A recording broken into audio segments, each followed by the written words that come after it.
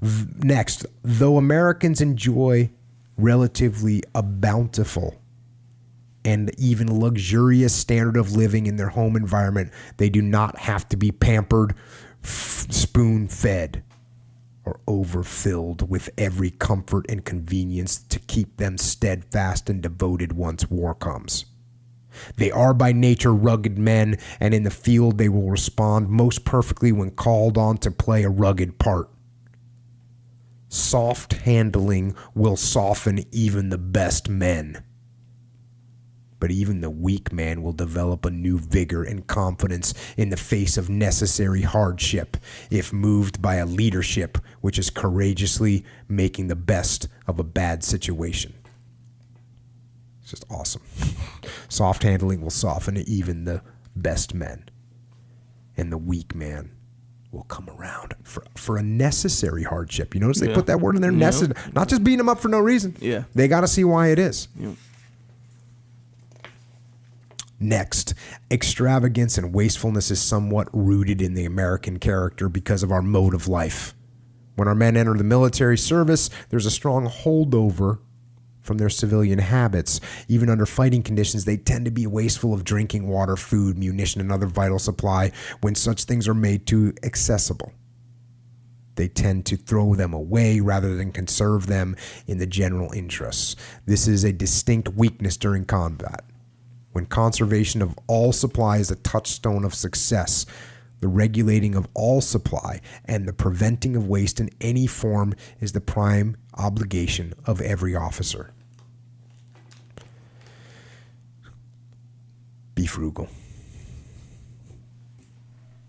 Next, under the conditions of battle, any extra work, exercise, maneuver, or marching which does not serve a clear and direct operational purpose is unjustifiable. The supreme object is to keep men as physically fresh and mentally alert as possible. Tired men take fright and are half whipped before the battle opens. Worn-out officers cannot make clear decisions. The conservation of men's powers, not the exhaustion thereof, is a successful way of operations. Next, when forces are committed to combat, it is vital that not one unnecessary pound be put on any man's back. Lightness of foot is the key to speed of movement and the increase of firepower.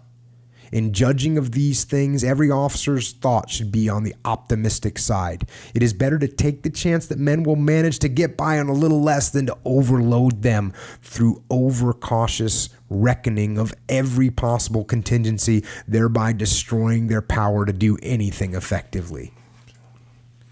Every pound counts.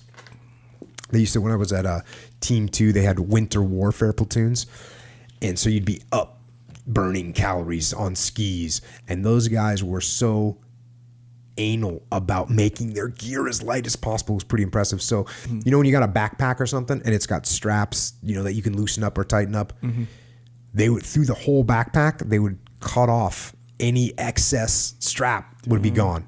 Just to get everything as light as possible.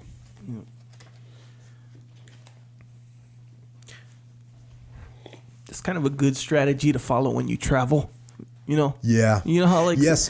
You know what the funny thing is, too, is I've got this now. I've got this pretty down where I'm like, you know what? If I don't have this, if I don't bring this and I need it, I'm just going to buy it. Right. I'm going to go to wherever and buy it. Yeah. No factor. Yep. Yeah. And because there's kind of those two, like, I don't know, schools of thought. I don't know, whatever. Two ways to think about it, where the person is like, I might need it, so I'm going to bring it. The other person is like, if I can't think of a specific time that I'm going to need this on this trip, I'm not going to bring it. Yep. And just like how you say, if I need it, I'll buy it there. Travel light, freeze at night. Yes, all right. Yeah. We've talked about that one before.